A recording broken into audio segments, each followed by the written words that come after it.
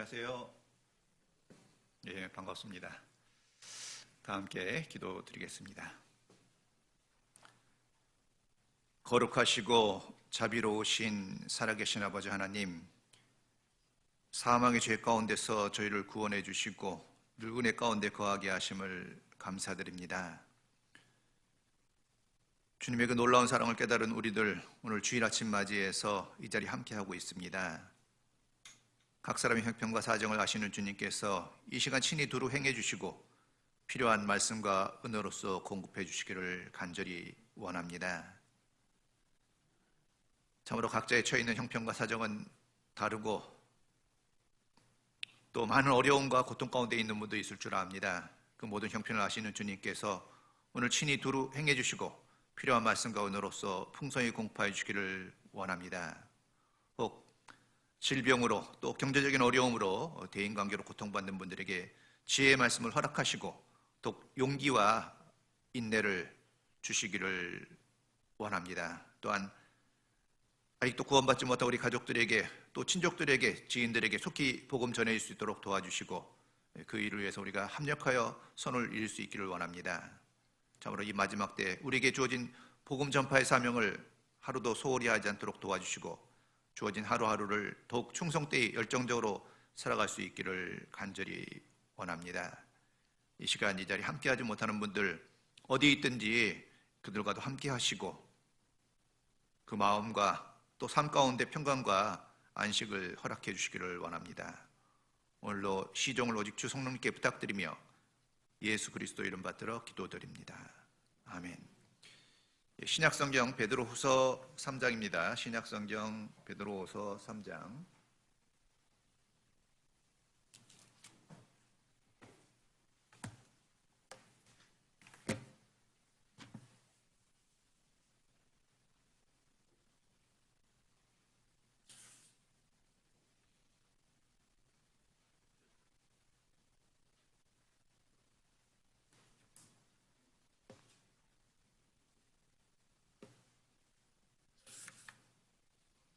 10절입니다. 베드로후서 3장 10절.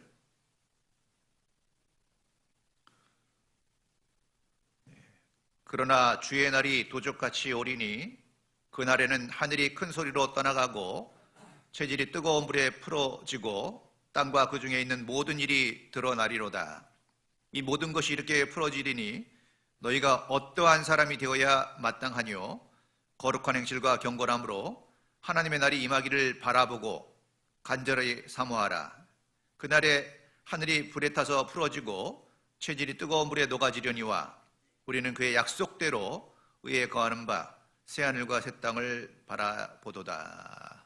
예, 반갑습니다. 저는 서울 강북교회에서 교제하고 있는 조용중이라고 합니다. 양천교회 오니까 저희 서울 강북교회랑 좀 공통점이 있네요. 강북교회 와보신 적 혹시 있으신지 모르겠지만요, 저희도 상가 건물에 그 교회당이 있고요. 주로 쓰는 층이 5층과 6층이에요. 구조도 똑같아요. 6층에 대강당이 있습니다. 그리고 또 한 가지 특별하게 공통점이 있는데 저희도 사우나였거든요. 여기도 사우나 건물이었다고 그러더라고요. 그래서 좋은 점이 있죠. 사우나였던 게 건물이었으면 뭐가 좋죠? 천장고가 높아요. 그래서 저희도 그 카페를 만들었는데 복층으로 했거든요. 여기도 또 복층에 카페가 있더라고요. 여러 가지로 공통점이 많은데 공통점이 많다는 건 좋은 거죠. 공감대가 좀 생각보다 빨리 형성이 되거든요. 그리고 오늘 와서 새로 배운 것이 우리 양천교회 의미를 새로 들었습니다. 양이 천이래매요. 그래서 우리 아주 그 말씀에 순종적인 그 양 같은 분들이 너무나 많이 계셔서 늘 풍요롭게 복음을 증거하고 있다는 말씀을 듣고 좀 편한 마음으로 섰습니다. 사자 앞에 서는 것보다 양 앞에 서는 게 편하잖아요. 그렇죠? 사자 같은 분들이 많이 계신 곳에 서면은 불안할 텐데 다들 양같이 온순한 분들이라고 소개시켜 주셔서 편한 마음으로 말씀을 드리게 되었습니다. 성경에서 가장 중요한 사건 두 가지를 꼽는다면 뭘 꼽겠습니까? 분명 예수님의 초림과 재림이라고 생각합니다. 그렇죠? 2000년 전에 예수님 오셨습니다. 십자가에 죽으시고 부활하시고 승천하셨죠. 그리고 다시 오시겠다고 아주 분명하게 말씀하셨고 너무나 여러 차례 말씀을 하셨고 강조하셨습니다. 그리고 놀라웠게도 우리가 주님이 다시 오시겠다고 약속하신 그 시대에 살고 있는 것이 분명하죠. 왜냐하면 예수님이 다시 오시기 전에 이 땅에 나타날 징조들에 대해서 아주 자세히 말씀하셨는데 하필 우리 시대의 그 모든 징조가 실제로 우리 눈앞에서 성취되고 있잖아요. 그날이 가까움을 볼수록 그랬는데 그날이 가까움을 어떻게 보죠? 예수님 말씀하신 징조가 우리 눈앞에 다 펼쳐지고 성취되고 있기 때문에 우리가 정말 건강하게 좀 더 사신다면 살아서 주님을 만날 수 있는 시대라고 우리 믿을 수 있습니다. 자, 처처의 기근과 지진과 온역이 있다고 말씀하셨는데 그 모든 마지막 징조에 대한 예언이 정말 눈앞에서 다 성취가 됐잖아요. 자, 그렇다면은 주님 만날 날이 가깝다는 것이 분명하다면 더 긴장하고 더 열정적으로 더 열심을 내야 되는 것이 정상인데 참 놀라웠게도 막상 가까운 날이 됐는데 주님을 만날 날이 가까워졌는데 불구하고 우리 실제적인 신앙 상태는 어떻습니까? 제가 80년대 구원을 받았는데요. 80년대 중반기 때 혹시 여기 구원 받으신 분들이 계시다면 그때 굉장히 그때도 주님 오실 거라는 생각을 많이 했죠. 그래서 88 올림픽 기억하세요? 손에 손잡고 세계가 하나 된다는 구호를 외쳤잖아요. 그때도 오실 거라는 생각을 사실 많이 했습니다. 그런데 벌써 약 40여 년이 훌쩍 흘러버렸잖아요. 그러면은 주님 오실 날이 더 가까워진 게 사실이기 때문에 더 온전한 마음으로 준비하고 긴장되어 있어야 하잖아요. 그런데 실상은 그렇지 않죠. 실상은 사실요. 다 그런 건 아니지만 보편적으로 일반적인 현상으로 봤을 때 좀 마음이 풀어지지 않나라는 생각을 해보게 됩니다. 그리고 예수님께서도 말씀하시기를 자, 마태복음 25장에 그 열처녀 비유가 있잖아요. 신랑이 더디오므로 다 졸며 잘세 그랬거든요. 슬기로운 처녀나 미련한 처녀나 신랑을 기다리는 가운데 다 졸며 잘세 그랬기 때문에 우리 시대의 일반적인 현상, 보편적인 현상이라고 얘기할 수 있죠. 그래서 우리도요, 특히 코로나가 오랫동안 지속되다 보니까 좀 피로가 누적되는 가운데 좀 신앙적으로 긴장이 풀리는 시대가 아닐까라는 생각이 들었습니다. 자, 인자가 올 때 세상에서 믿음을 보겠느냐라는 말씀도 하셨죠. 그러니까 주님 만날 날이 가까울수록 더 긴장되고 더 온전히 준비하는 모습으로 살아야 되는데 우리에게 경고하고 있는 말씀이 마음이 풀어져 있는 상태로 주님을 만나는 사람들도 많이 있을 거라는 경고를 하고 있습니다. 자, 이런 말씀 들을 때 우리는 어떻게 해야 되죠? 다 풀어지는 시대니까 그냥 풀고 살아야 되겠구나 라고 생각하는 것이 아니라 우리에 대한 경고의 말씀이니까 다시 한번 우리가 말씀에서 경각심을 얻는 것이 필요하다고 생각합니다. 베드로후서 3장 10절입니다. 그러나 주의 날이 도적같이 오리니 그날에는 하늘이 큰 소리로 떠나가고 체질이 뜨거운 불에 풀어지고 땅과 그 중에 있는 모든 일이 드러나리로다. 자, 주의 날이 도적같이 오리니 그랬죠. 주의 날, 주님 다시 오시는 날이죠. 도적같이 온다 그랬으니까요. 도적이 밤에 올 때 경고하고 오지 않죠. 소리 내고 오지 않잖아요. 갑작스럽게 예기치 못할 때 오잖아요. 그와 같이요. 생각지 못할 때 주님이 오신다는 경고의 말씀이 있습니다. 그래서 자, 그렇게 도적같이 오니까 이러므로 너희도 예비하고 있으라. 생각지 않을 때 인자가 오리라. 생각지 않을 때 인자가 오시기 때문에 항상 오늘이라도 주님이 오시면 만날 수 있는 자세로 살라고 말씀하고 있죠. 기다린다는 건요, 아무 생각 없이 있는 게 아니죠. 오늘 신방이 계획되어 있습니다. 신방을 받는 가정에서는 기다리잖아요. 신방을 기다릴 때 아무것도 안 하고 있나요? 아니면 뭔가를 하고 있나요? 기다린다는 건 뭐 청소도 하고 차 준비도 하고 뭐 옷도 좀 단장할 수 있겠죠. 여러 가지로 그 신방 올 분들을 뭔가 준비하는 게 기다리는 거죠. 신방 오기로 분명히 했는데 벨소리가 났는데 그때까지 아무 준비가 안 돼 있어요. 잠옷 차림으로 있고 머리도 막 흥크러져 있고 그런 눈곱도 안 띄고 있다면 그건 기다리는 자의 모습이 아니죠. 그래서 우리 시대에 주님이 언제든지 오실 수 있다는 경각심을 가지고 하루하루 준비해가는 삶을 사는 것이 정말 필요하다고 생각합니다. 자, 그날에는 하늘이 큰 소리로 떠나가고 체질이 뜨거운 불에 풀어지고 땅과 그 중에 있는 모든 일이 드러나리로다 그랬죠. 주님 심판주로 다시 오시는 날 세상은 다 불에 타서 녹아지고 모든 것이 드러난다고 말씀하고 있어요. 자, 12절입니다. 하나님의 날이 임하기를 바라보고 간절히 사모하라. 그날에는 하늘이 불에 타서 풀어지고 체질이 뜨거운 불에 녹아지려니와 우리는 그의 약속대로 의에 거하는 바 새하늘과 새 땅을 바라보도다. 자, 주님 다시 오시니까 그날이 임하기를 간절히 사모하라 그랬죠. 사모하라. 사모하세요? 사모하시죠. 구원받은 사람은 당연히 주님 오실 날을 기다릴 거예요. 사모하는 마음으로. 자, 그날에는 하늘이 불에 타서 풀어지고 체질이 뜨거운 불에 녹아지려니와 모든 것이 타버리고 주님 약속해 주신 새하늘과 새 땅이 이제 우리에게 주어지잖아요. 새하늘과 새 땅. 생각만 해도 가슴이 벅차오르지 않으세요? 우리 그거 믿고 있잖아요. 새하늘과 새 땅에 들어갈 날이 너무나 가까운 시대에 우리가 살고 있는 것이 분명합니다. 이 세상에는요, 참 그 고난이 있고 고통이 있잖아요, 그렇죠? 아무리 좋아 보여도요, 근심과 염려가 있고 걱정이 있습니다. 늘 삶의 짐이 있을 수밖에 없어요. 그렇기 때문에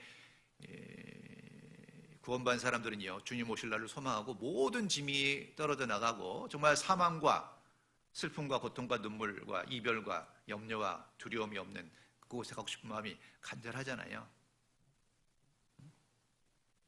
자, 그렇다면은 그 마음이 간절하다면 자, 11절입니다. 자, 이 모든 것이 이렇게 풀어지리니 너희가 어떠한 사람이 되어야 마땅하뇨? 거룩한 행실과 경건함으로 그랬죠. 자, 이 모든 것이 이렇게 풀어진다. 하나님의 말씀대로 모든 것이 성취되고 풀어질 텐데 우리가 살고 있는 이 땅은 결국은 다 불에 타서 사라질 것인데 그렇다면은 주님 앞에 설 날이 너무 가깝다면은 어떠한 사람이 되어야 마땅하뇨? 라고 묻고 계신 거예요. 어떠한 사람이 되어야 마땅하뇨? 자, 여러분 자신에 대해서 어떠한 사람이라고 생각하세요? 여러분 자신에 대해서 어떠한 사람이라고 생각하세요? 분명히 성경에서는 어떠한 사람이 되어야 마땅하뇨라고 묻고 있는데 여러분은 어떠한 사람이라고 생각하세요? 그 화가들이 종종 자화상을 그립니다. 자화상이 뭐죠? 자기가 자기를 그리는 거잖아요, 그렇죠? 자기가 자기 초상화를 그리는 걸 자화상이라고 그러죠. 그러니까 우리도 스스로 자기에 대해 생각해 볼 수 있는데 사람들은 자기를 생각할 때 어떤 식으로 생각하는지 아세요? 자, 자기 모습을 직접 본 사람 있어요, 혹시? 눈만 껌뻑껌뻑거리셔. 무슨 표정인지 모르겠네. 도대체 이 마스크를 쓰고 계신 표정 읽기가 좀 어려워요. 그래서 끄덕끄덕 하셔야 돼요. 그래야지만 강사가 이야기를 할 수 있습니다. 눈만 껌뻑껌뻑거리면 잘 몰라요. 자, 자기 모습을 직접 볼 사람은 없죠. 우리는 거울을 통해서 보잖아요, 그렇죠? 거울을 통해서 자기 모습 보는 겁니다. 아침에 거울 보셨죠? 오늘 성태학 괜찮으셨나요? 그와 같이 우리가요, 자기가 어떠한 사람인지를 어떻게 보냐면 다른 사람들을 통해서 자기를 보는 거예요. 무슨 말씀인지 알겠어요? 이런 겁니다. 다른 사람이 나에게 친절히 대해주고 나를 환영하고 나를 인정하고 나를 높여주면 자기 자신의 자존감이 높아지고 자기 자아상이 꽤 괜찮은 사람이라고 인정을 해요, 스스로. 그렇게 그리는 겁니다. 그런데 만약에 사람들이 나를 무시하고 멸시하고 조롱하고 아는 척도 안 하고 그림자같이 여기면 어떻죠? 자존감이 어때요? 많이 떨어지겠죠? 굉장히 힘든 삶을 살 수밖에 없잖아요. 그런 과정이 반복된다면 난 정말 외롭고 슬프고 이 땅에 존재할 가치가 없는 사람이라고 스스로 생각해 버릴 거예요. 그러니까 우리는요, 우리 스스로의 자아상을 그리는데 어떤 식으로 그리냐면 사람들과의 관계에서 그 사람들의 반응을 통해서 자기의 자아상을 그리게 된다는 거예요. 그렇죠? 자, 그런데 문제는요, 이 거울에도 오목 거울이 있고 볼록 거울이 있고 다양한 거울이 있지 않습니까? 그 왜곡된 거울들, 휘어진 거울들을 보면 자기 모습이 왜곡되게 나타나죠. 우리 막내딸이 갑자기 막 요절복통하면서 웃는 소리가 방에서 들리더라고요. 왜 이렇게 웃나 해서 물어봤더니 자기 친구들끼리 사진을 교환하는데 그 오목거울, 볼록거울에 찍혀진 자기 얼굴들을 보내서 그 왜곡된 모습을 보면서 웃었다 그러더라고요. 참 웃긴 모습이잖아요. 근데 우리가요, 사람들을 통해서 자기의 자화상을 그리는 것은 좀 위험하다는 거예요. 왜냐하면 사람들은 왜곡되어 있거든요. 나에게 잘 대해주는 사람도 있지만 그렇지 않은 사람도 있죠. 너무나 다양한 사람들이 있기 때문에 진정한 나의 모습을 알기가 어렵다는 것이죠. 중요한 건 뭡니까? 하나님 앞에 내가 도대체 어떤 사람인가를 아는 것이 중요하다는 거예요. 자, 그래서 사람들은 사실요, 하나님을 모르면 자기 왜곡된 모습을 보고 착각 속에 살아간다는 겁니다. 많은 사람들이 스스로 생각할 때 꽤 괜찮은 사람으로 생각하고 살거든요. 그래서 이 전도 상담할 때요, 여러 가지 얘기하는 가운데 어떻게 죄가 있으신가요? 죄인이신가요? 아니신가요? 이렇게 물어볼 때가 있거든요. 그럼 10명 중에 8명, 9명은 죄가 없다 그러거든요. 죄가 없다고 얘기해요. 꽤 괜찮은 사람으로 자기를 인식하고 있는 겁니다. 근데 그러면 이제 이런 질문을 드려요. 평생 살면서 거짓말을 얼마나 하셨나요? 셀 수 없이 하셨대요. 얼마나 탐심을 가졌나요? 셀 수 없이. 얼마나 음란한 마음을 가지셨나요? 셀 수 없이. 그러니까 그런 죄들을 나열하면요, 셀 수 없이 죄를 지었다는 걸 인정하면서도 스스로는 꽤나 괜찮은 사람이라고 생각하고 있죠. 꽤나 왜곡된 거울 속에서 자기를 발견하고 있는 겁니다. 자, 그래서요, 우리도 그런 왜곡된 거울에서 벗어나서야 돼요. 사람들이 나를 어떻게 생각하느냐, 그것보다 뭐 그게 전혀 가치가 없다는 게 아니에요. 관계를 좋게 갖고 조화를 이루며 살아야 되니까. 그러나 더 중요한 것은 무엇이죠? 하나님 앞에 내가 어떤 사람인가, 그리고 어떠한 사람이 되어야 하는가, 어떠한 사람이 되어야 마땅한가를 생각하는 것이 더 중요하다는 겁니다. 자, 골로새서 3장입니다. 신약성경 골로새 3장.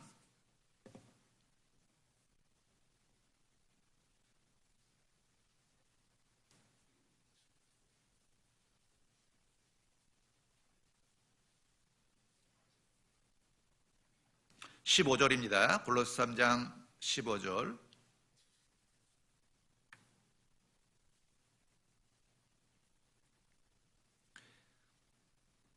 그리스도의 평강이 너희 마음을 주장하게 하라. 평강을 위하여 너희가 한 몸으로 부르심을 받았나니 또한 너희는 감사하는 자가 되라. 그리스도의 평강이 너희 마음을 주장하게 하라 그랬죠. 사실 주님을 우리 마음속에 간직하지 못하면요, 세상 꽃이 들어오면 평강이 깨지죠. 왜 어느 때 평강이 깨집니까? 세상을 바라볼 때 평강이 깨지는 거예요. 그렇지 않습니까? 주를 볼 때 우리가 평강을 누릴 수 있는데 주님보다 세상을 바라보면 욕심도 올라오고 또 뭐예요? 상대적인 부족함에 박탈감도 느끼고 그 세상을 볼 때 마음의 평강이 이루어지거든요. 자, 그리스도의 평강이 너희 마음을 주장하게 하라. 그러면서 평강을 위해 너희가 한 몸으로 부르심을 받았나니 또한 너희는 어떤 자가 되라 그랬어요?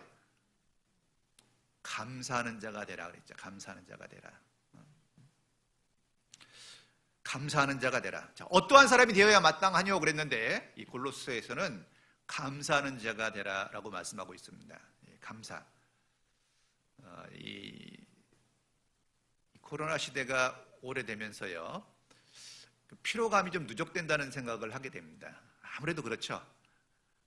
아무것도 안 해도 먼지가 방 안에 이렇게 차곡차곡 쌓이잖아요. 시간이 지나면은. 그같이 우리 마음속에 이 코로나라는 먼지가 조금씩 쌓이는 경향이 없다고 볼 수 없어요. 그래서 조금 별거 아니래 좀 과민 반응하기도 하고 좀 마음이 우울해지기도 하고 좀 무기력해지기도 하죠. 왜냐하면 그리스도인의 삶은요, 앞으로 달려가야 되거든요. 그러니까 그리스도인의 신앙생활을 자전거에 비유하죠. 자전거는 서 있을 수 없고 뒤로 갈 수도 없어요. 계속적으로 달려가야지만 중심을 유지할 수 있고 어딘가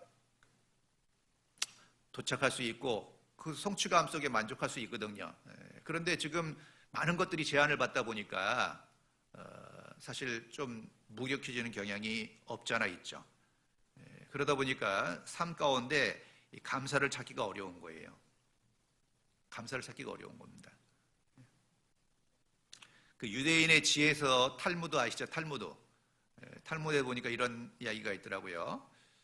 세상에서 가장 사랑받는 사람과 가장 행복한 사람이 있답니다. 자, 세상에서 가장 사랑받는 사람은 어떤 사람이겠어요? 세상에서 가장 사랑받는 사람, 예쁜 사람, 똑똑한 사람, 돈 많은 사람? 탈무드에서는 이렇게 얘기합니다. 세상에서 가장 사랑받는 사람은 모든 사람을 칭찬하는 사람이랍니다. 그러니까 여러분 사랑받고 싶으면요, 주변에 있는 모든 사람들을 칭찬해 보세요. 칭찬 잘 하세요? 칭찬이 생각보다 하기 쉽지 않아요. 왜냐하면 관심이 없으면 칭찬하기 어렵습니다. 관심이 있어야지만 칭찬할 수 있죠. 뭐 변화된 게 있어야 칭찬하잖아요. 그 변화를 감지할 수 있으려면 그 전의 상태를 알아야 될 거 아니에요, 그렇죠? 그래서 여간 관심이 없으면 칭찬하기 어려워요. 참 우리는 본능적으로 잘못된 거를 지적하는 건 쉽거든요. 뭔가 틀리고 잘못된 걸 지적하는 건 쉬워요. 그런데 칭찬을 찾는 건 생각보다 관심이 많아야 됩니다. 그런데 칭찬보다 좋은 관계를 유지하는데 칭찬보다 더 좋은 도구는 없는 것 같아요. 그래서 우리가 관심을 갖고 칭찬해 줄 때 삶이 더 풍요로워지는 게 분명합니다. 그래서 사랑받고자 하는 분은요, 어쨌든 초점을 칭찬하는 것에 한번 맞춰보세요. 찾아보세요. 잔소리하는 거에 맞추지 마시고 교정하려고 하지 마시고 칭찬하면 사랑받아요. 자, 그러면서 또 행복한 사람은 어떤 사람인가에 대해서 얘기했는데요, 가장 행복한 사람은 감사하는 사람이라고 기록되어 있어요. 탈무드에. 감사하는 사람. 그러니까 여러분, 사랑받고 행복한 삶을 살기 위해서는 어떻게 해야 돼요? 칭찬하고 감사하는 삶을 살아보시면 행복한 삶을 살 수 있어요. 자, 성경에서도 지지하는 말씀이 있죠. 데살로니가전서 5장입니다. 데살로니가전서 5장.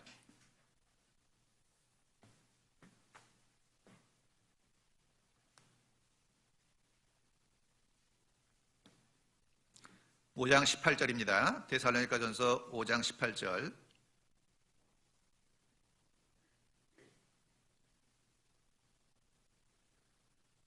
범사에 감사하라. 이는 그리스도 예수 안에서 너희를 향하신 하나님의 뜻이니라. 자, 범사에 감사하라. 자, 모든 일에 감사하라 그랬죠.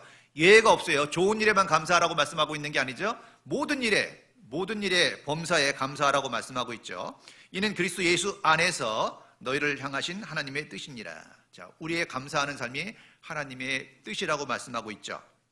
자, 이 말씀을 다른 번역을 보니까요, 이렇게 번역되어 있습니다. 모든 일에 감사하십시오. 이것은 그리스도 예수님 안에서 여러분을 위한 하나님의 뜻입니다 라고 되어 있어요. 뭐가 좀 다르죠? 감사는 하나님의 뜻인데 어떤 뜻이냐면 그리스도 예수 안에서 여러분을 위한 하나님의 뜻입니다.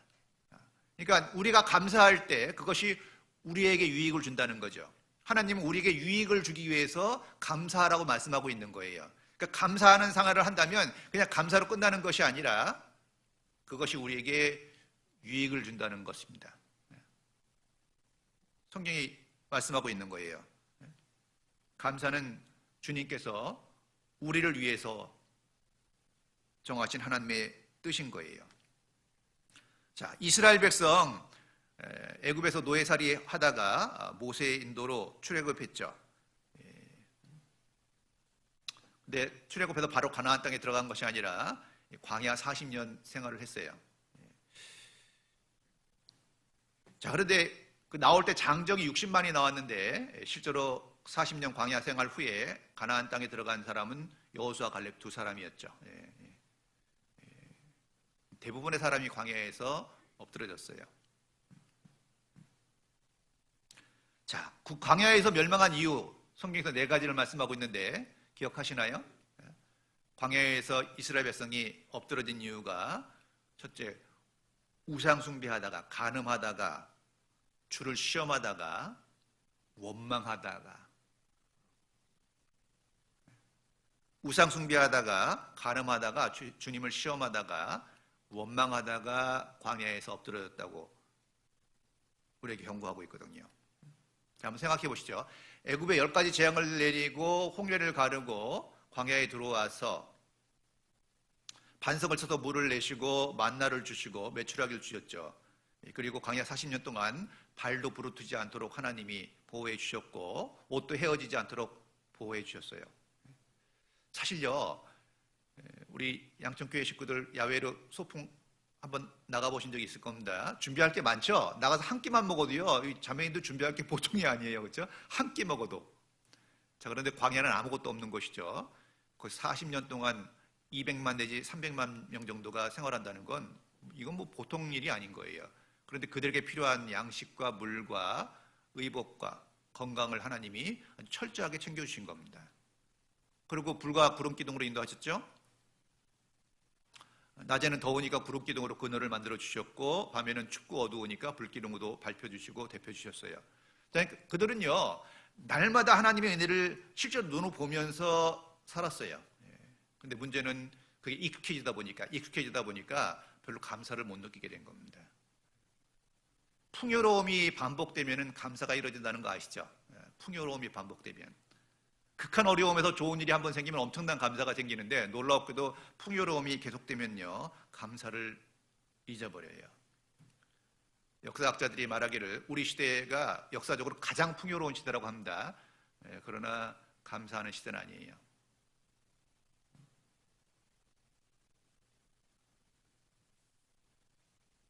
자, 그들은요, 날마다 주님을 역사를 체험하는 가운데 늘 감사해야 될 것 같잖아요. 우리가 볼 때, 우리가 말씀을 통해서 볼 때 그들은 그 모든 것을 날마다 경험했으니까 날마다 만나를 거두면서 불과 구름 기둥 안에서 감사해야 될 것 같은데, 그들은 원망했거든요. 불평했거든요. 하나님을 시험했거든요.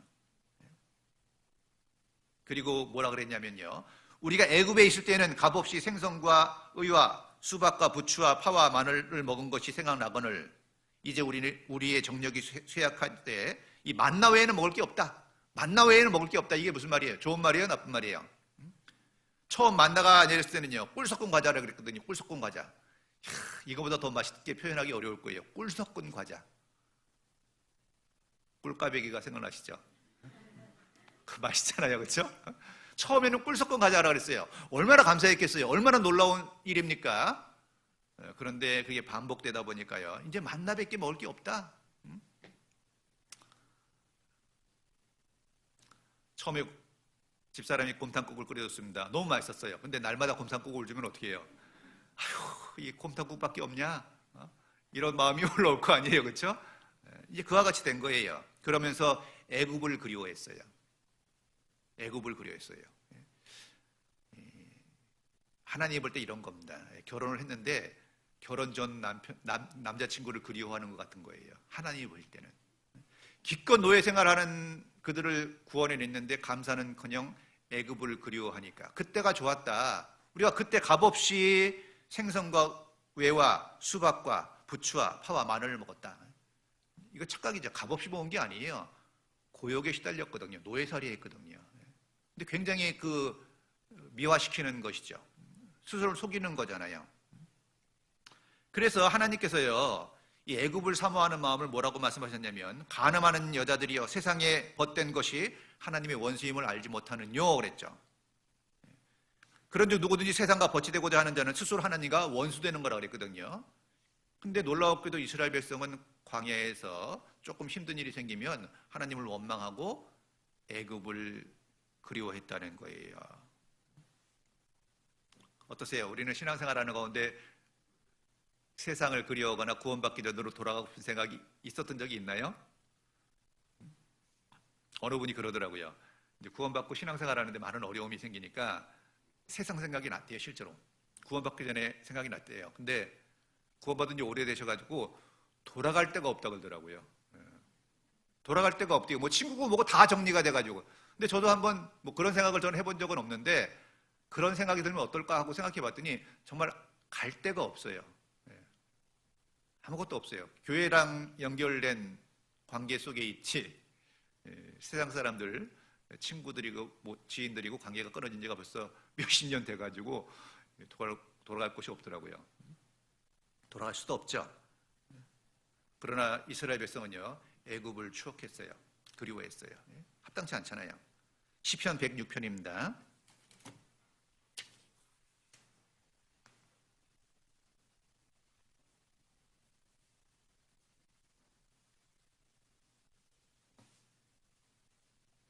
시편 106편 24절입니다.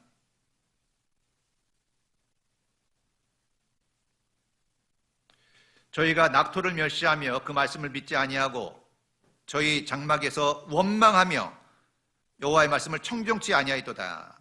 이러므로 저가 맹세하시기를 저희로 광야에 엎드러지게 하고 또 그 후손을 열방 중에 엎드러뜨리며 각지에 흩어지게 하리라 하셨도다. 자, 하나님께서 분명히 가나안 땅을 약속해 주셨는데 그들은요, 저희가 낙토를 멸시하며 그 말씀을 믿지 아니하고 하나님의 약속을 믿지 않는 거예요. 저희 장막에서 원망하며 여호와의 말씀을 청종치 아니하였도다. 이러므로 저가 맹세하시기를 저희를 광야에서 엎드러지게 하고, 그 광야에 엎드러진 이유가 뭐예요? 하나님이 약속하신 가나안 땅을 멸시하고 믿지 않고요, 장막에 앉아서 원망했다고 말씀하고 있죠. 이게 하나님 앞에 죄잖아요.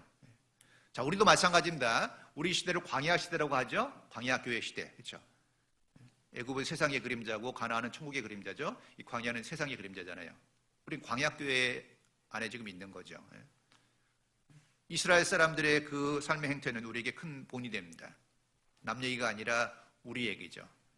우리도 때로는요, 신앙생활하는 가운데 어려움이 생기면 사람들과의 갈등이 생기고 오해를 받고 무시를 당하고 이런 경험이 있으신가요? 그런 경험이 있을 때 어떤 마음이 올라오세요? 성도들에게 무시당하고 혹시 따돌림 당하고 비난받고 오해받고 이럴 때 어떤 마음이 올라오세요? 어떤 마음이 올라오시나요? 순간 올라오는 마음은 그렇게 좋은 마음이 올라올 수 없을 거예요.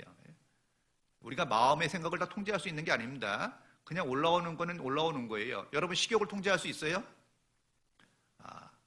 배 안 고프다, 안 고파야지. 통제할 수 있어요? 그냥 올라오는 거예요.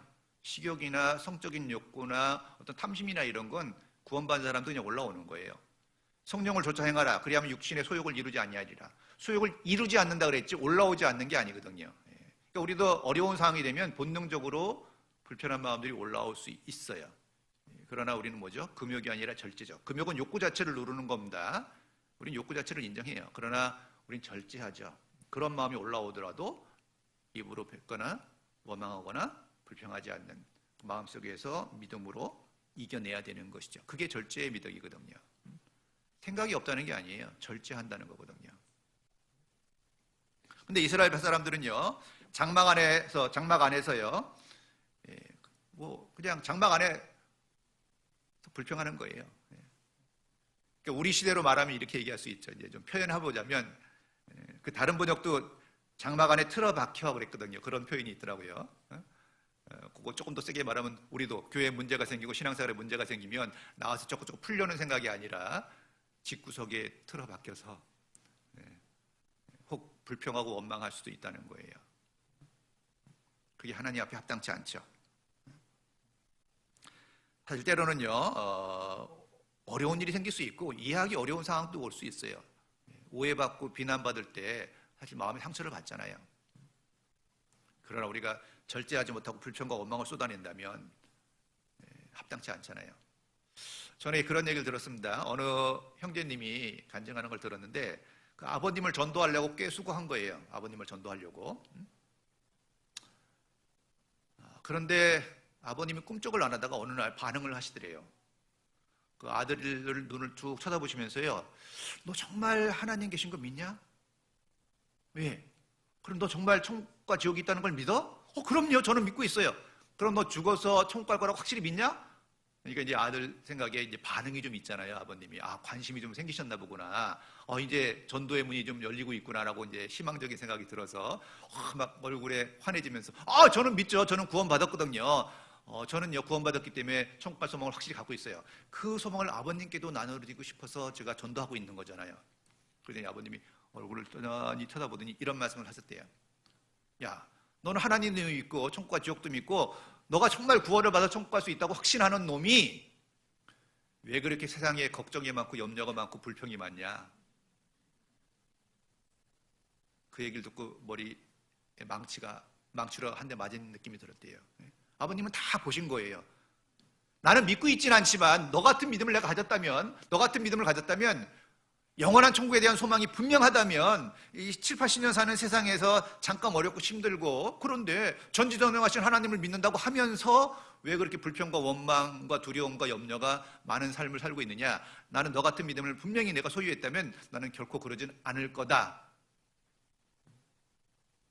이 전도는 말에 있는 게 아니라 삶에 있잖아요. 삶에. 그러니까 아버님이 볼 땐 그 아들이 굉장히 이중적으로 보인 거죠. 아들이 깜짝 놀랐답니다. 사실 우리가 전도할 때 변화된 삶으로 전도하는 거잖아요. 그렇죠? 아무리 목소리를 내도요, 우리 삶에서 내내는 소리가 너무나 크면은, 잘못된 삶 속에서 내는 소리가 크면은 그 전도하는 소리가 안 들리는 거예요. 그래서 우리가 좀 조심해야 될 게요, 이렇게 어려운 상황이 되면 제일 먼저 조심해야 될 게, 제일 단속해야 될 게 입이에요. 우리 힘들고 어려운 상황이 되면 본능적으로 입에서 그게 나가거든요. 그렇지 않아요?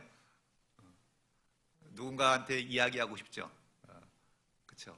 억울한 일 당하거나, 애매히 고난을 당해도 하나님을 생각함으로 슬픔을 참으면 이는 아름다우나 그랬거든요. 참으면 아름답다 그랬는데 참지 못하면 아름답지 않은 거예요. 참지 못하는 게 뭐죠? 입으로 토해내는 게 참지 못하는 거예요. 작은 차이 같지만 크죠. 왜? 입으로 토해내는 순간에 다른 사람들한테 영향을 미치게 돼 있거든요. 특히 신앙이 약한 사람을 넘어뜨릴 수 있거든요. 그러니까 자기 속에서 자기가 이겨내면 별 문제가 안 되는데 토해내는 순간 파급이 생기고 파장이 일어나요.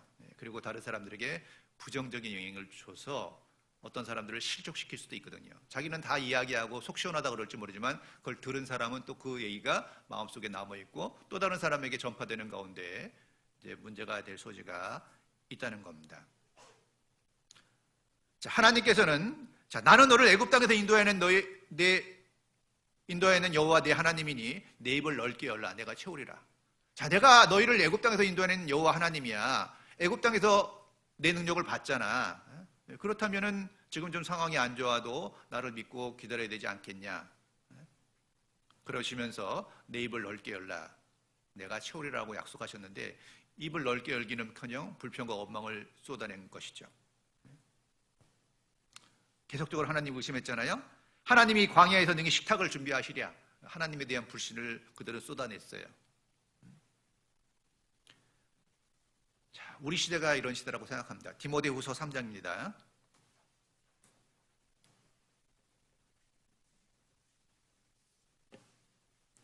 디모데후서 3장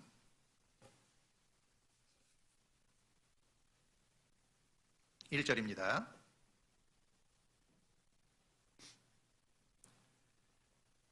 내가 이것을 알라. 말세에 고통하는 때가 이르리니 사람들은 자기를 사랑하며 돈을 사랑하며 자긍하며 교만하며 회방하며 부모를 거역하며 감사치 아니하며 거룩하지 아니하며. 그렇죠? 감사치 아니하며. 정말 우리는 풍요로운 시대에 살고 있습니다. 그러나 감사는 점점 적어지는 시대에 우리가 살고 있죠. 우리나라만 보더라도요, 이 해외 나가보면요, 정말 우리나라가 풍요롭게 잘 사는 나라입니다. 정말 외국인들이 부러워하는 게 많을 거예요. 먹거리 풍요롭죠. 사계절 있다는 것도 축복이잖아요. 강산이 아주 수려하잖아요. 우리나라 치안도 굉장히 안정적이죠. 사실 굉장히 잘 사는 나라 중에 하나예요. 그런데 희한하죠. 불평과 원망의 목소리는 더 커지지 않나요? 사회적인 현상도 그렇고 그렇습니다.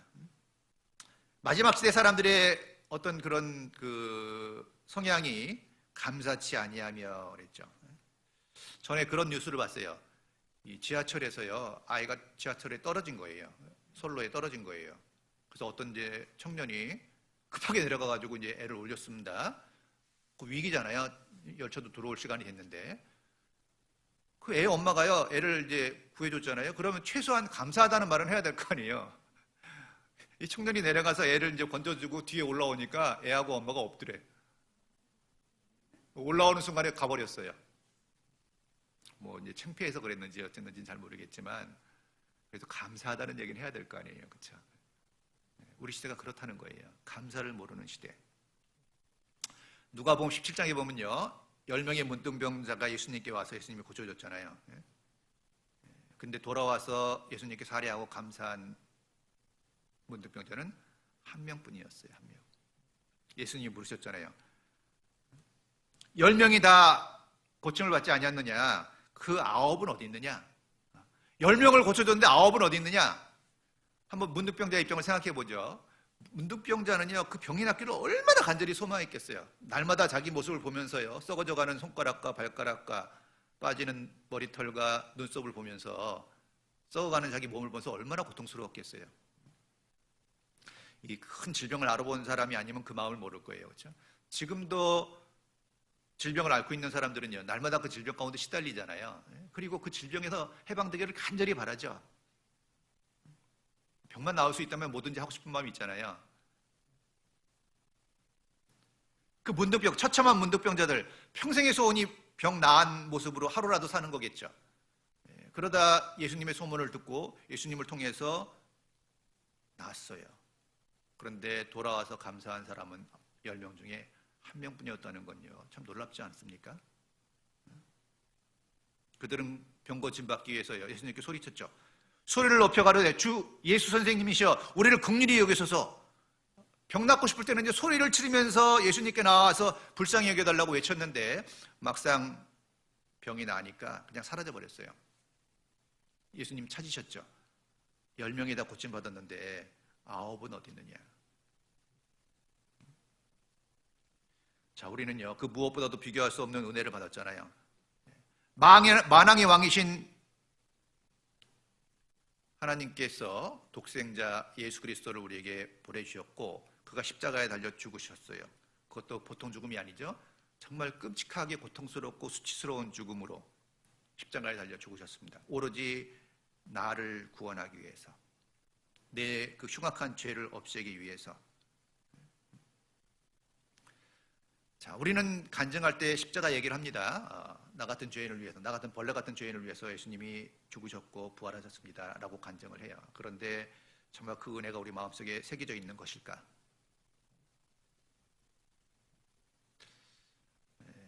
그 사실을 믿고 있지만 그 사실에 대한 어떤 그런 우리의 그 감사에 대한 보답 표현, 그런 것들은 너무 약하지 않을까 싶어요. 정말 나 같은 죄인을 위해서 예수님이 죽으신 것이 부활하고 고통을 받은 것이 분명한 사실이고 새하늘과 새 땅이 약속된 것이 분명하다면 정말 우리의 삶이 이 땅에서 어때야 될까요? 자, 그런데 세상을 보면요, 기독교인이 너무나 적고 기독교인 중에도 구원받은 사람이 너무나 적고 구원받은 사람 중에서도 하나님의 은혜에 보답하는 마음으로 헌신적인 삶을 사는 사람은 너무나 적은 게 사실이잖아요. 그 은혜는 너무나 쉽게 잊어버리고 하루하루 당장 내 코앞에서 벌어지는 조금만 불편함과 어려움의 마음을 빼앗기고 그것을 하나님께 원망하는 마음이 있을 수 있잖아요.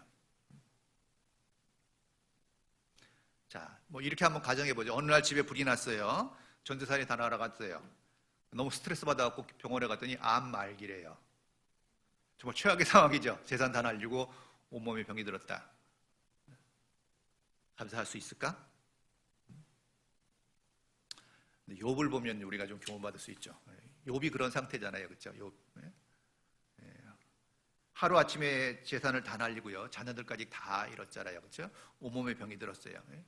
그 위로해 줘야 될 아내까지 또 하나님 원망하고 저주하고 죽으라고 얘기하고 그 종들도요. 욥이 불러도 쳐다보지도 않고 친구들까지 와가지고 욥을 괴롭혔잖아요. 그러나 욥 마음속에는 어떤 마음이 있었죠?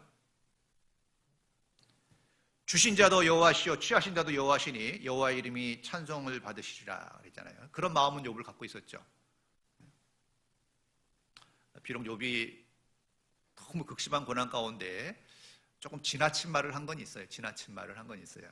그러나 그의 중심은 흔들리지 않았고 나의 가는 길을 오직 그가 아시나니 그가 나를 단련하신 후에 내가 정금같이 나올 거다. 그러니까 워낙 힘드니까 조금 지나친 말은 했지만 그 중심은 흔들리지 않았고 어떤 믿음이 있었냐면 내가 가는 길, 이 고난을 당하는 이유라든지 원인은 내가 알 수 없지만 내가 어디로 가는지 알 수 없지만 분명한 것은 하나님에 대한 신뢰가 있었기 때문에 그가 나를 단련하신 후에 내가 정금같이 나올 거다. 그러니까 결과는 좋을 거다. 그런 믿음이 있었잖아요. 욥을 칭찬한 게 뭐죠? 인내에 대한 칭찬이 있죠. 자, 야고보서 5장입니다.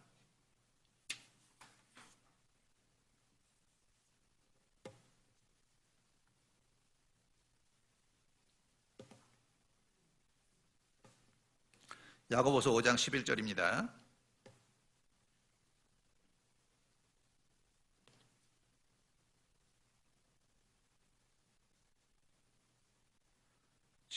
보라, 인내하는 자를 우리가 복되다 하나니 너희가 욥의 인내를 들었고 주께서 주신 결말을 보았거니와 주는 가장 자비하시고 긍휼히 여기시는 자신이라. 자, 우리가 욥 기서를 통해서 배울 수 있는 것, 욥이야말로 인간이 당할 수 있는 최고의 고난을 당했다고 볼 수 있죠.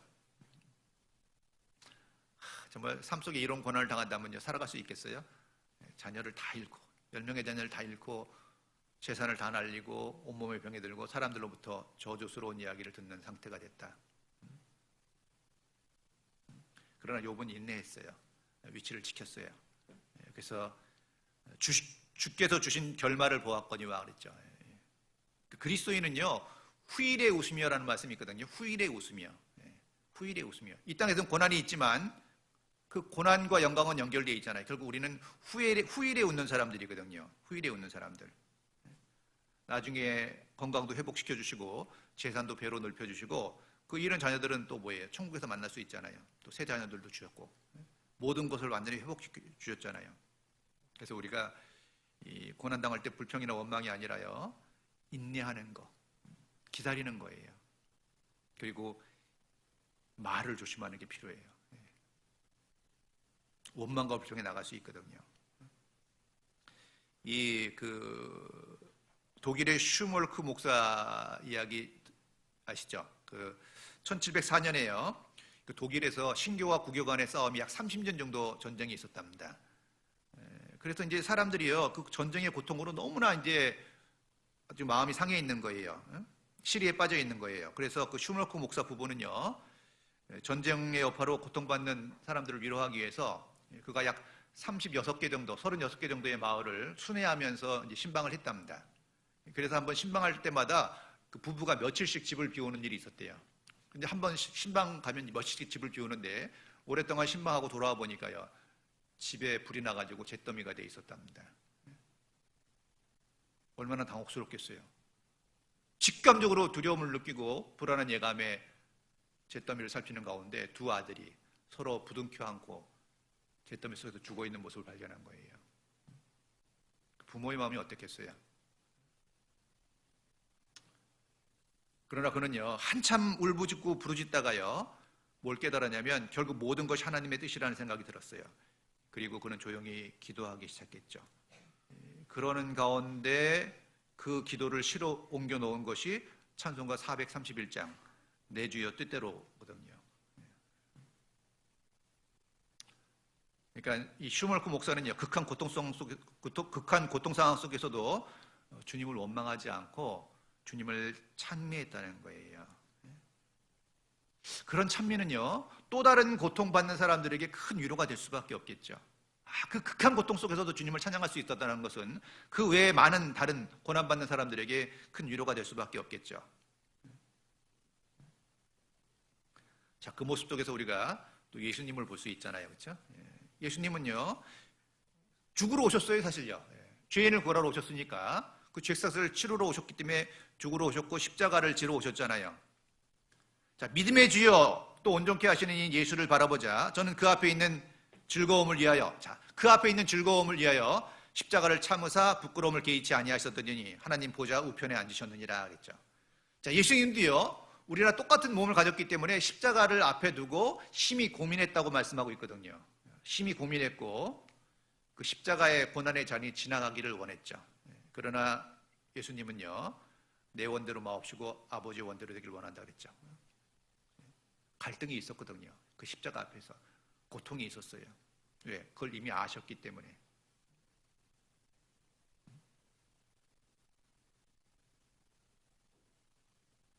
내 마음이 심히 고민하여 죽게 되었으니, 그러나 고통을 이기고 나갈 수 있는 힘은 어디 있었죠?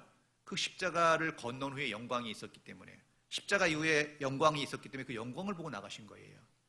우리도 현재의 고난을 이겨낼 수 있는 힘은 뭡니까? 고난이 영원히 지속된다면 이길 힘이 없죠. 그러나 이 고난은 영광과 연결되어 있죠.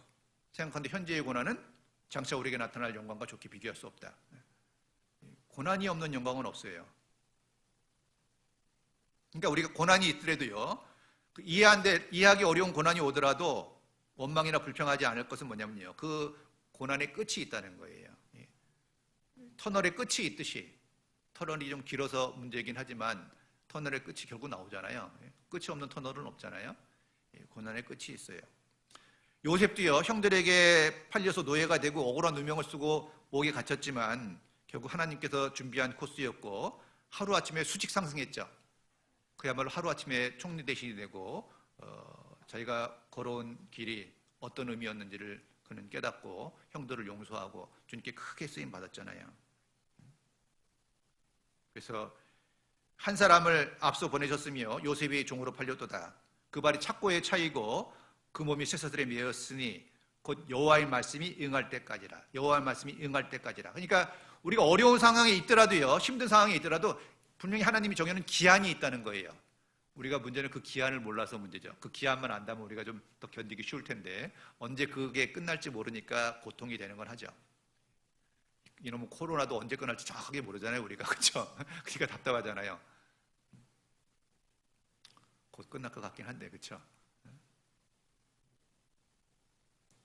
끝을 봐야 돼요, 끝을. 제가 최근에요, 이런 일을 경험했는데, 저랑 잘 아는 목사님이신데요, 건강 정기 검진을 받았는데, 이제 검사를 했어요. 그리고 집에 왔는데 전화가 왔답니다, 병원에서. 뭐 좀 이상한 게 보인다고. 이상한 게 보인다는 게 좋은 내용이겠어요? 나쁜 내용이겠어요? 그래서 아무것도 안 보여야 되는데 뭔가 보인다는 얘기는 좀 조짐이 안 좋다는 얘기잖아요. 그러니까 순간 그 전화 받는 순간에 느낌이 오잖아요. 그래서 물어봤대요. 뭔가요? 뭐가 발견됐나요? 이렇게 전화 건 사람이 알려주질 않더래요. 오시라고 내가 할 얘기가 아니라고. 그럴수록 어떤 느낌이 들겠어요? 더 불안하죠. 좋은 얘기를 하면 안 할 리가 있겠어요? 그러니까 그 전화 받으면서 어떤 생각이 들었냐면은, 이게 분명 암인데 초기가 아닌 것 같다. 초기라면 얘기해 줄 것 같은데 얘기를 안 해주는 거 보니까 아마 말기 암일 것 같다는 생각을 하신 거예요. 그리고 이제 오라는 날까지 기다리는데 밤에 잠이 오겠어요? 온갖 생각이 다 드는 거죠. 경험해 보신 분도 있겠죠. 온갖 생각이 다 들잖아요. 의사들이 그런다고 하더라고요. 소설 쓰지 말라고. 밤새도록 소설 쓰는 거예요, 소설. 죽어가는 과정에 대한 두려움이 있죠. 그 암 걸려서 죽어가는 과정이 두렵잖아요. 죽음 자체가 안 두렵더라도 그 고통받는 과정이 있잖아요. 1년이 될지 2년이 될지 그 과정이 두렵고, 그것도 남겨지는 가족, 사랑스러운 아내와 자녀들이 남겨지면 어떻게 살아갈 것인가. 그리고 내 죽음을 사람들이 어떻게 볼 건가. 이런 생각이 들어요. 저도 간접 경험을 해봐서 알거든요. 저는 이런 적이 있는데 그 인터넷 검색을 해보니까, 이제 좀 몸이 안 좋아서 인터넷 검색해보니까 뭐 이런 거 있잖아요. 10가지 항목 중에 몇 가지는 뭡니다. 그런 거 해보신 적 있죠? 그날 밤에 한번 해봤는데 제가 좀 여기 갈비뼈 안쪽에 좀 결리는 증상이 좀 있거든요. 그날따라 많이 결렸어요. 그래서 한번 해봤더니 말기 간암 증상이라고 나오네. 그걸 검색하고 밤에 누웠는데요. 더 결리네. 이 사람이 생각이 딱 사로잡히니까요, 그 생각에서 벗어날 수가 없어요. 밤새도록 확신이 오는 거예요. 밤새도록 확신이 와. 걸렸다. 그리고 이제 잠자리에 누워서 꿈을 꾸잖아요. 잠깐 잠이 들거든요. 꿈속에서도 이제 암에 걸려가지고 이제 왔다 갔다 하는 꿈을 꾸다가 잠깐 깼다가 옆에 누워있는 아내를 보면서 처량한 눈으로 이제 내가 가면 삶이 얼마나 팍팍해질까. 무슨 일을 하고 살까. 결국 뭐 하겠어요. 나이 든 아줌마가 무슨 일을 하겠어요, 세상에서. 세 가지 생각이 들더라고요. 아까 말씀드린 것처럼요. 그때 마음속에 딱 오는 게 죽어가는 과정에 대한 두려움, 남겨지는 사람들에 대한 안타까움, 그리고 평소에는 생각 안 했는데 평소에는 생각 안 했거든요. 근데 그렇게 딱 생각이 접어드니까 사람들이 내 죽음을 어떻게 평가해 줄까라는 생각도 들더라고요. 그 평소에 생각 안 했던 거거든요. 그러니까 상황이 되니까 그런 생각이 들어요. 정말 안타까워할까, 아니면 그 외에 다른 반응을 보일까, 그런 생각이 들더라고요. 아침에 딱 일어났는데 견뎌낼 수가 없어요. 그 생각을. 바로 병원 갔잖아요. 그냥 가갖고 의사 보니까 의사가 그러더라고요. 어떻게 오셨냐고 묻잖아요. 제가 아무래도 간암 말기 같다고. 그러니까 의사가 막 웃어요. 그러더니 왜 그렇게 생각하셨냐. 그래서 인터넷 검색하다가 자가진단 해보니까 그런 결과가 나왔다 그랬더니, 근데 인터넷에 헛된 정보가 많다 그러면서 만약에 간암 말기면 황달오고 체중 많이 빠지고 눈으로 볼 때 증상이 있답니다. 근데 보니까 멀쩡하거든요.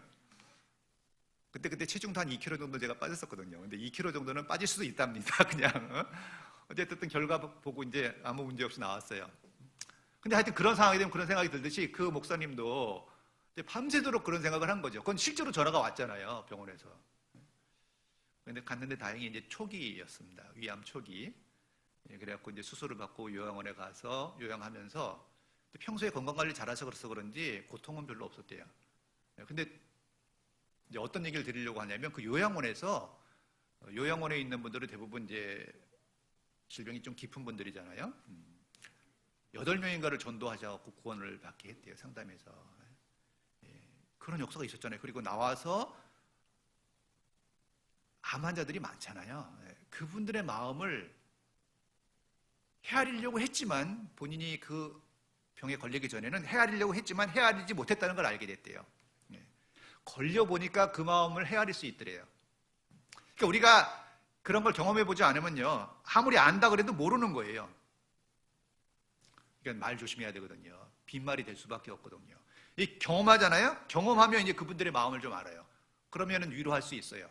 마음을 열기가 좀 쉬운데, 경험하지 않은 상태에서 이제 쉽게 얘기하잖아요. 그거 뭐 별거 아니에요. 그냥 믿음으로 이겨내세요. 이런 말들. 뭐 틀린 말은 아니지만 별 의미 없는 말이거든요. 그 마음을 정말 알게 됐다고 말씀하시면서 이것도 정말 주님 주신 축복이라고 간증해 주시더라고요. 과정은 어려웠지만 결과가 좋잖아요. 그래서 형통한 날에는 기뻐하고 공고한 날에는 생각하라 그랬죠. 생각하라. 생각하면 뭔가 거기서 주님의 뜻을 발견할 수 있죠. 이 두 가지를 병행하게 하사 사람으로 그 장래를 능히 헤아려 알지 못하게 하셨느니라 그랬죠. 두 가지를 병행하셔요.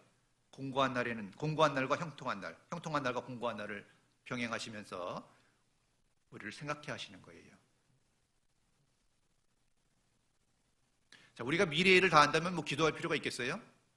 우리 미래의 일을 모르니까 기도하는 거예요. 사실 다 안다면 기도할 필요가 뭐 있어요? 다 정해졌는데. 그래서 우리가 아무리 힘들어 보이는 일도요, 우리가 거기서 생각하고 의미를 찾으면은 분명히 하나님의 축복이 숨어져 있다는 거예요. 그래서 내가 받은 은혜, 우리가 가지고 있는 것 중에 받지 않은 게 없잖아요. 다 주님 주신 거거든요. 그러니까 우리는 사실 없는 것보다 가진 게 많은데, 참 사람은 놀라운 게 없는 거에 자꾸 초점을 맞추니까 불행하게 사는 겁니다. 남하고 비교하고. 자, 우리에게 생명도 주셨죠. 구원해 주셨죠. 교회도 주셨죠. 직분도 주셨죠. 봉사할 수 있는 여건도 주셨잖아요. 건강도 가족도 주셨죠. 정말 많은 걸 주셨습니다. 정말 많은 걸 주셨어요. 전에 그런 방송을 봤는데요. 어떤 친구가 다이빙을 했는데요. 물속에 다이빙을 했는데 물이 1m 정도밖에 안 되는데 다이빙을 한 거예요. 그래서 머리가 높은 데도 다이빙해갖고 머리가 바닥에 부딪히면서 목뼈가 부러지면서 신경을 끊어가지고 하반신 불수가 된 거예요. 하반신 불수. 근데 그 친구는 그 얘기하더라고요. 보통 그렇게 신경이 나가면 머리만 움직일 수 있는 상태가 된대요. 목뼈가 나가면 머리만 움직이고 완전히 아무 꼼짝도 못한대요. 근데 자기는 너무 그래도 다행스럽게도 하반신만 못 쓰게 됐다 그러더라고요. 그거 감사한다 그러더라고요. 근데 우리는 하반신 마비가 되면 걷지만 못할 거라고 생각하잖아요. 저도 그렇게 생각했거든요. 근데 그분 얘기 들어보니까 더 힘든 게 뭐냐면 하반신 마비되면 하반신은 감각이 전혀 없다는 거예요. 화장실 가고 싶을 생각이 안 든대요. 화장실에 대한 욕구가 안 올라온대요. 모른대요, 그거를. 꽉 찼는지 안 찼는지를 모르는 거예요, 그러니까. 그리고 화장실 갔어도 이게 다 배출이 됐는지 안 됐는지를 모른대요. 그거를. 감각이 없으니까. 그거 얼마나 끔찍한 일이에요. 그 생각은 좀 못했거든요. 사실요. 감각이 없다는 게 그렇게 끔찍한 거예요. 사실요. 화장실만 제대로 사용할 수 있어도요. 그것도 행복이에요. 네, 그거 못하는 분이 의외로 많거든요. 삶의 질이 얼마나 떨어지겠어요. 그러니까 우리가 이 자리에 건강하게 와 계신다면요, 비록 마스크 쓰고 있어도 행복한 거예요. 그렇죠? 이 정도 건강, 이 정도 환경만 주어진 것, 당연히 구원받으신 거고 교회가 있고 성도들이 있고 동역자가 있죠. 건강이 있으니까 여기 오셨잖아요. 사도 바울은요, 나의 다 된 것은 하나님의 은혜라고 간증을 했잖아요. 근데 그 사도 바울이 당한 일이요, 하나님의 은혜라고 말씀하셨지만, 간증했지만, 그가 살아온 삶을 보면 옥에 갇혔죠. 수없이 매 맞았죠. 여러 번 죽을 뻔했죠. 태장에 맞고 돌에 맞고 강의 위험에, 강도 위험에, 동족의 위험에, 이방인의 위험에, 신의 위험에, 바다의 위험에, 거짓 형제의 위험에, 자지 못하고 줄이고 목마르고 교회로 한 걱정. 이게 보면요, 삶 자체가 고난 자체거든요. 그런데 나의 나 된 것이 하나님의 은혜라고 간증했거든요. 그게 멋진 거잖아요. 정말 어려운 상황 속에서 은혜를 얘기하는 것이 멋지지 않으세요? 우린 가진 게 너무나 많은데 감사할 줄을 몰라요. 자, 일본 사람인 그 오시마 미치코라는 그 16세 소녀가 있었어요. 일본 사람인데 그 16세 소녀가 안면 연골 육종이라는 병에 걸렸답니다. 그래서 이제 오랜 시간 이제 병원에 있었는데요. 이제 3년 1개월 동안 400여 통의 이제 편지를 쓰면서 이제 어떤 사귐이 있었던 거예요. 어떤 남자친구랑 3년 동안 이제 편지로만, 만나지 못하고 편지로만 이제 해가지고 사람을 사귀었어요. 그러면서 그 400여 통의 편지를 엮어놓은 책이 이제 발간이 됐는데, 사랑과 죽음을 응시하며라는 책을 발간했는데 이제 베스트셀러가 된 거예요. 근데 그 책 내용 안에 어떤 게 있냐면, 자기가 그 투병 생활하는 중에, 병원 안에서 투병 생활하는 중에 그 이제 편지로 주고받은 사람을 사귀었다 그랬잖아요. 그러면서 자기에게 단 3일 동안 건강이 주어진다면 무엇을 할까라는 내용이 나와요. 단 3일 동안 건강이 주어진다면 하고 싶은 게 뭐냐면, 고향에 가서 할아버지 어깨를 두드려 드리고 엄마와 함께 저녁 요리를 하고 아버님께 따뜻한 정종 한 잔을 따라 드리고 동생들과 놀고 싶어요. 가족들과 함께 하고 싶다는 거죠.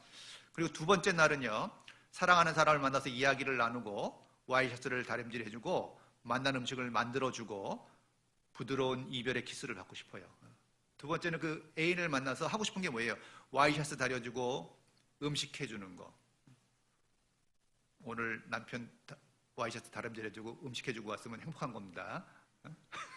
불평할 게 아니에요. 그리고 세 번째 날은 혼자서 추억을 정리하고 싶어요. 그리고 웃으면서 영면에 들어가고 싶어요. 그런데 그 꿈도 이루지 못하고 그냥 병원에서 죽었어요. 그가 간절히 원했던 그 3일은 우리에게 계속 주어지고 있잖아요. 근데 우리는 별로 감사하지 못하죠. 범사에 감사하라. 속속이는 남편, 사고치는 자녀, 때로는 없었으면 좋겠다 할 때도 있지만요, 그들이 우리의 행복인 거예요. 감사해야죠. 그리고 우리 그리스도인이 갖고 있는 게 너무나 많다는 것을 우리는 부인할 수 없는데요. 자, 생각해보세요. 우리가 구원받았다는 건 뭐죠? 종합선물 세트 받은 것과 같아요. 종합선물 세트 받아보신 적 있어요?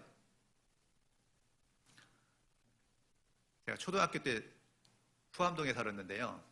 후암동 아시는지 모르겠네요. 거기 어느 제과 회장님이 살았는데 국회의원 선거 나갈 때요. 지금은 못하지만 그때는 그 선물 박스를 돌렸어요. 종합 선물 세트를 그 동네에다가 뿌렸어요. 그래서 우리 집에도 한 박스가 왔는데, 야, 열어보니까 정말 눈이 휘둥그레질 정도로 어렸을 때요. 너무나 많은 게 들어있더라고요. 근데 구원의 선물이 그와 같아요. 구원이라는 한마디 속에요. 엄청나게 많은 게 들어있죠. 자, 그 끔찍한 죄에 대한 죄사함을 받았잖아요. 영원한 수치를 받았죠. 그리고 영원한 생명을 주셨죠. 하나님의 아들이 됐죠. 천국 시민이 됐죠. 영생을 얻었죠. 그리고 동역자들이 있죠. 친구가 됐잖아요. 하나님이 주님 내 친구라고 말씀하고 있죠. 그리고 사랑의 짝 신부가 됐죠. 우리가요, 구원 안에 얻은 게 너무나 많아요. 그럼 정말 감사할 게 너무나 많잖아요. 감사할 게 너무나 많잖아요. 여호와께서 내게 주신 모든 은혜를 무소부 보답하고 감사한 게 있다면요, 그 마음이 올라오는 게 너무나 당연해요. 자, 민수기 14장입니다. 민수기 14장.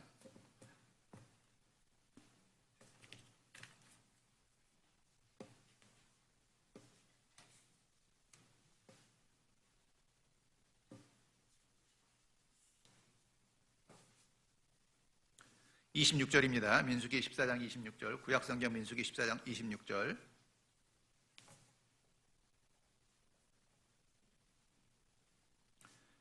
여호와께서 모세와 아론에게 일러 가라사대 나를 원망하는 이 악한 회중을 내가 어느 때까지 참으랴. 이스라엘 자손이 나를 향하여 원망하는 바 그 원망하는 말을 내가 들었노라. 그들에게 이르기를 여호와의 말씀에 나의 삶을 가리켜 맹세하노라. 자, 너희 말이 내 귀에 들린 대로 내가 너희에게 행하리니 너희 시체가 이 광야에 엎드러질 것이라. 너희 20세 이상으로 계수함을 받은 자 곧 나를 원망한 자는 전부가 여분네의 아들 갈렙과 눈의 아들 여호수아 외에는 내가 맹세하여 너희로 거하게 하리라 한 땅에 결단코 들어가지 못하리라. 자, 이 광야에서요, 이스라엘 백성이 하나님 앞에 원망했잖아요. 하나님 그 소식을 분명히 들으셨어요. 그 하나님을 향한 원망을 하나님 들으셨어요. 그리고 하나님이 놀라운 말씀을 하시는데, 자, 너희 말이 내 귀에 들린 대로 내가 너에게 행하리니 그랬죠. 원망하는 말을 다 들으시고 그 원망에 대한 대가를 지불하겠다고 말씀하신 거예요. 그래서 그 원망한 사람들은 20세 이상으로 광야에서 다 엎드러질 것이다. 정말 조심해야죠. 이 말은요, 한번 내 입에서 나가면 주워 담을 수가 없을 뿐더러요, 말은 영향력을 갖고 있게 돼 있어요. 영향력을 가져요. 저도 구원받고 신앙생활하면서요, 정말 말 조심해야 되겠다는 생각을 정말 많이 합니다. 말이 엄청난 능력을 갖고 있죠. 그거 많이 들어보셨죠? 그 양파를 이렇게 양쪽에 놓고요, 한쪽엔 좋은 말을 하고 한쪽엔 안 좋은 얘기를 했어요. 좋은 말 들은 양파는 쑥쑥 자라고요, 그 안 좋은 얘기 들은 양파는 막 갈라지고 성장이 늦어졌잖아요. 물도 실험해 봤는데요, 물도 좋은 말 하잖아요. 너 물 참 이쁘다, 맛있다, 이쁘다 그러잖아요. 그럼 육각수가 된답니다. 육각수가.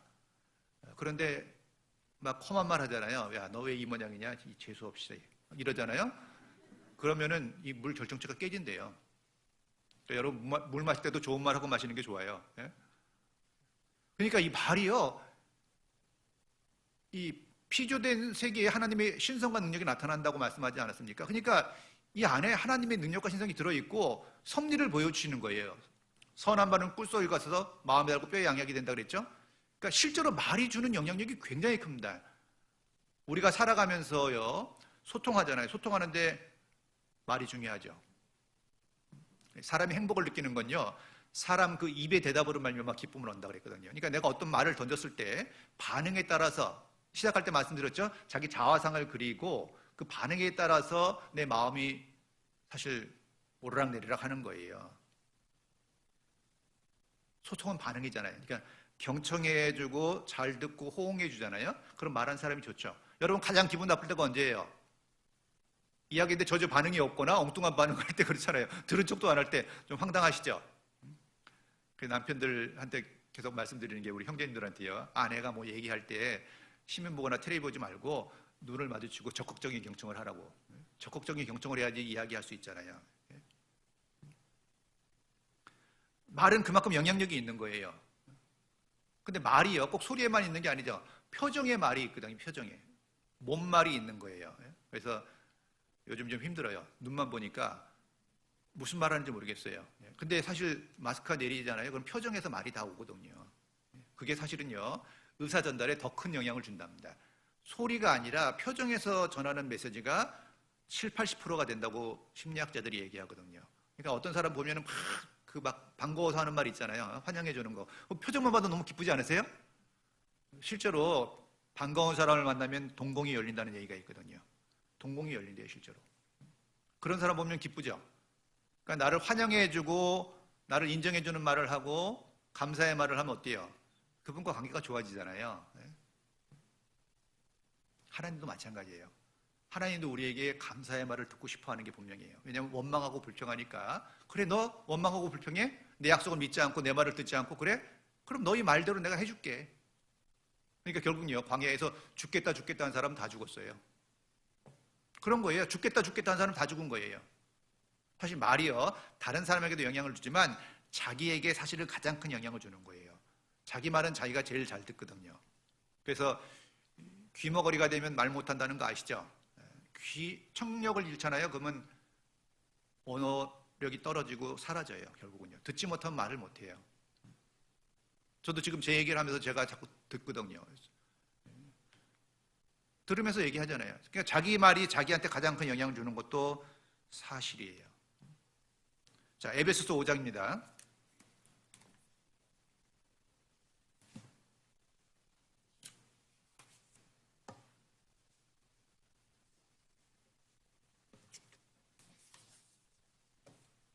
에베소서 5장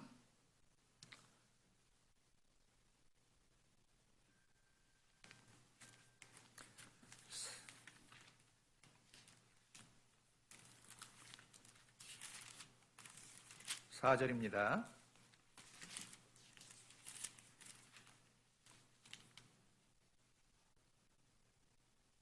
3절서부터 보죠. 3절.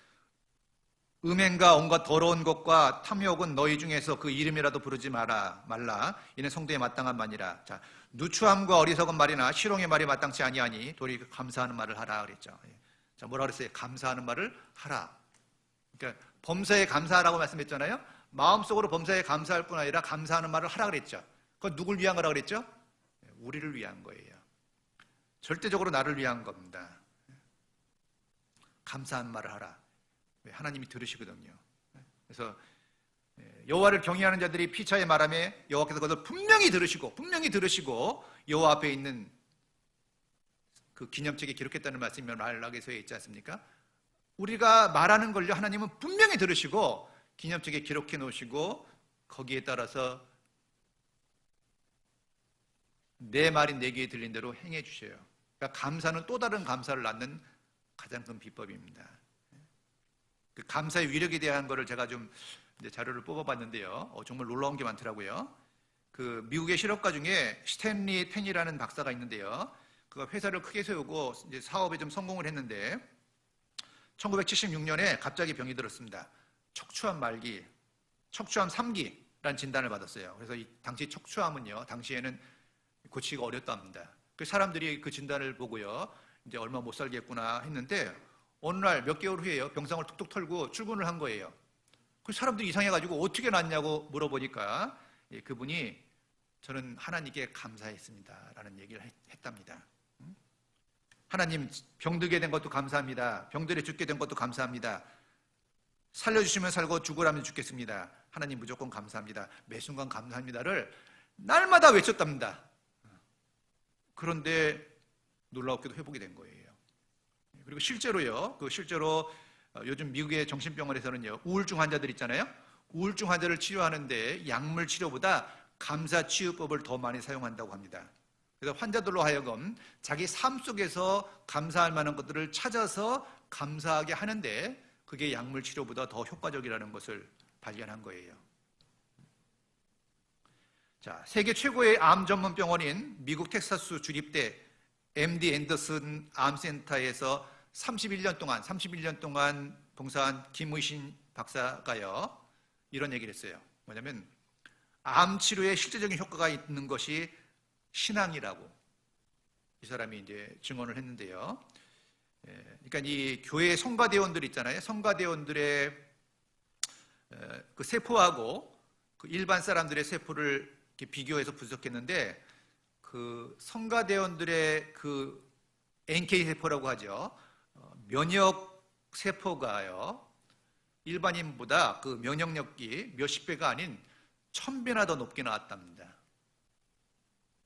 그러니까 날마다 찬양하면서 하나님께 감사하는 신앙을 가진 그 찬양대원들이 일반 사람들보다 면역력이 그렇게 강하게 결과가 나왔대요.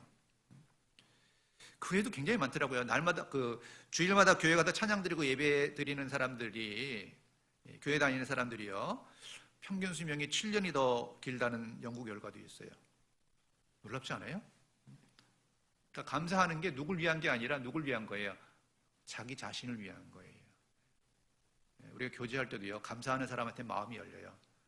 그리고 정말 어려운 상황 속에서 감사할 수 있는 사람에겐 감동을 받아요. 근데 아무리 힘들어도 늘 아프다고 그러고 늘 불평하고 늘 짜증내고 이러면 가까이 가고 싶어요? 좀 거리를 두고 싶어요? 물론 아프다고 얘기할 수 있어요. 그런데 맨날 아프다 그러면 그 스트레스를 받는다니까요.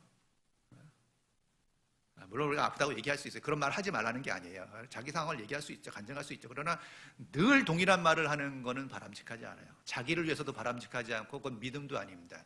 우리가 겪고 있는 어려움을 간증할 수 있습니다. 그러나 하나님께 기도하는 가운데 기대하는 바를 얘기하는 것도 좋아요. 기대하는 바. 하나님이 고쳐주실 거고 좋게 해줄 거라는 거. 감사하는 마음. 왜냐하면 나보다 못한 사람은 항상 존재하거든요. 그 사람 얘기했잖아요. 하반신 마비된 게 감사하대요. 왜? 손은 움직일 수 있으니까 휠체어도 탈 수 있고 운전하고 나갈 수 있대요. 장애용 차가 있으니까. 자기보다 더 못한 사람이 있거든요. 자, 이 사도 바울요, 아시아 쪽으로 전도하러 가다가요, 주님의 부르심으로 마케도니아 쪽으로 방향을 틀었어요. 원래 계획은 아시아 쪽이었는데 주님의 인도하심으로 주님의 뜻으로 받아들이고 마게도니아 쪽 가서 복음 전했죠. 그래서 빌립보 교회가 생겼어요. 루디아가 구원을 받고 계속 복음을 전하는데 그 귀신 들린 여종이 막 쫓아다니면서 이 사람들은 하나님의 말씀을 증거하는 자들이라고 그러니까 이 귀신 들린 점치는 여인이 그러니까 전도하는데 도움이 안 되잖아요. 말은 틀린 게 아닌데 도움은 안 되죠. 그래도 귀신을 쫓아내 버렸더니 그것 때문에 이제 그 여종의 주인이 그 사도 바울 일행을 옥에 가둬버렸잖아요. 착고에 처했죠. 그 지하 감옥 캄캄한 곳에 갇혀갔고요. 잘못한 것도 없어요. 복음 전하다 그렇게 된 겁니다. 그러니까 좀 원망이 올라오지 않겠어요? 하나님, 나는 아시아 쪽으로 가려고 했는데 주님의 부르심으로 마게도니아에 와서 교회도 세우고 복음도 힘있게 전해주고 있는데 결과물은 뭐예요? 지하 감옥에 갇혀서 착고에 채워져 있으니까 원망할 만하잖아요, 사실.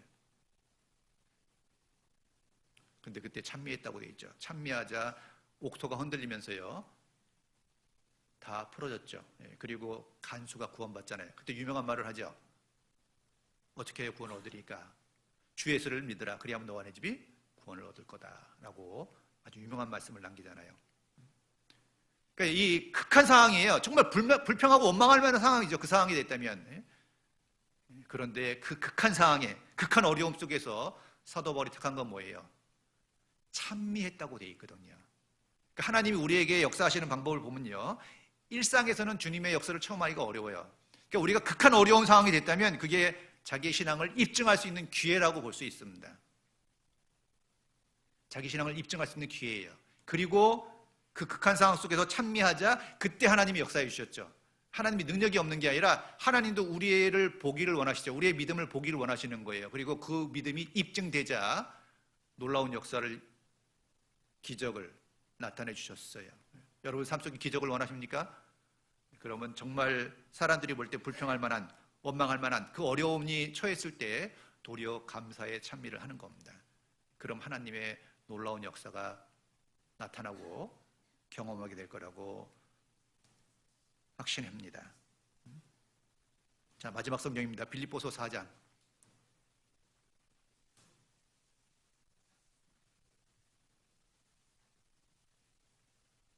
빌립보서 4장 6절입니다.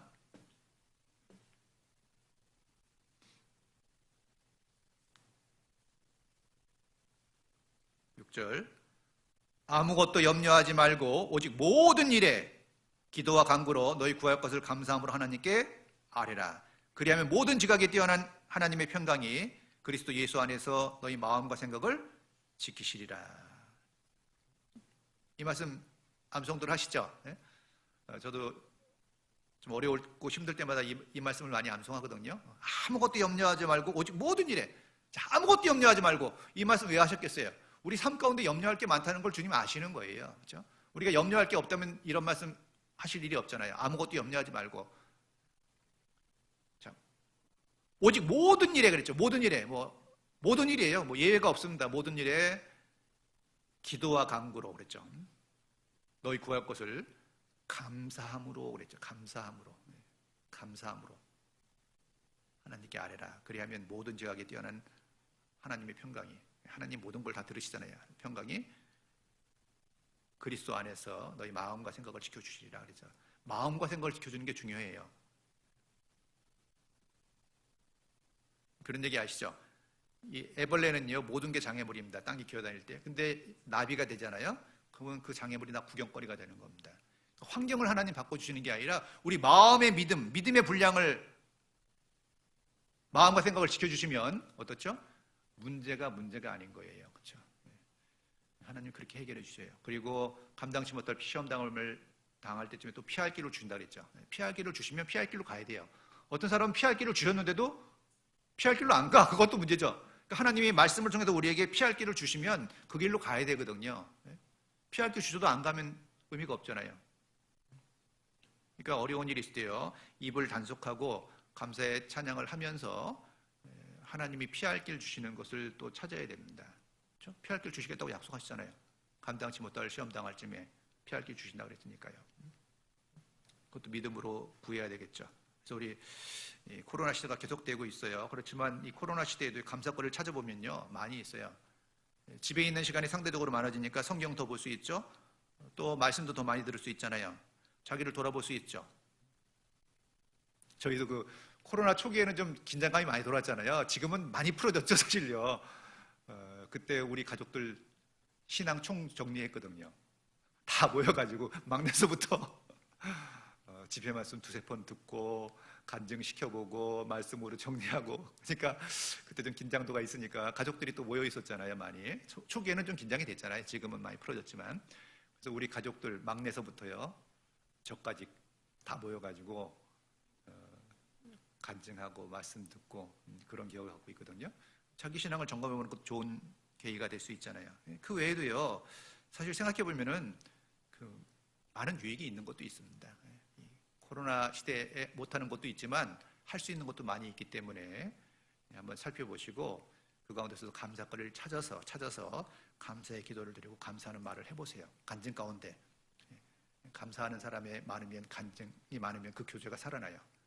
어떤 교제가 좋으세요? 감사가 많이 나올 때 하나님께 영광을 돌릴 수 있고 그런 교제가 더 힘을 내는 겁니다. 그래서 범사에 감사라는 말씀처럼요, 이 어떠한 사람이 되어야 마땅하냐고 그랬는데 정말 감사하는 사람, 지금도 잘 하시겠지만 더 감사를 찾는 우리 양천교회 식구들이 되기를 바랍니다. 기도하시겠습니다. 사랑과 은혜가 풍성하신 아버지 하나님, 우리를 구원하시고 늘 은혜 가운데 거하게 하심을 감사합니다. 참으로 우리 삶 가운데 범사의 주님을 인정하고 또 범사에 감사하는 삶을 살 수 있도록 도와주시고, 주님 약속해 주셨듯이 그 감사가 또 우리에게 새로운 감사를 낳는 시간 되기를 원합니다. 주님께서 우리 양천교회를 사랑하시고 또 많은 계획을 갖고 계신 줄 압니다. 그 모든 일 가운데 우리가 동참하고 또 기도로서 주님께 아뢰므로 더 큰 역사가 나타나기를 원합니다. 오늘도 함께해 주신 주님의 은혜 감사드리며 예수 그리스도 이름 받들어 기도드립니다. 아멘.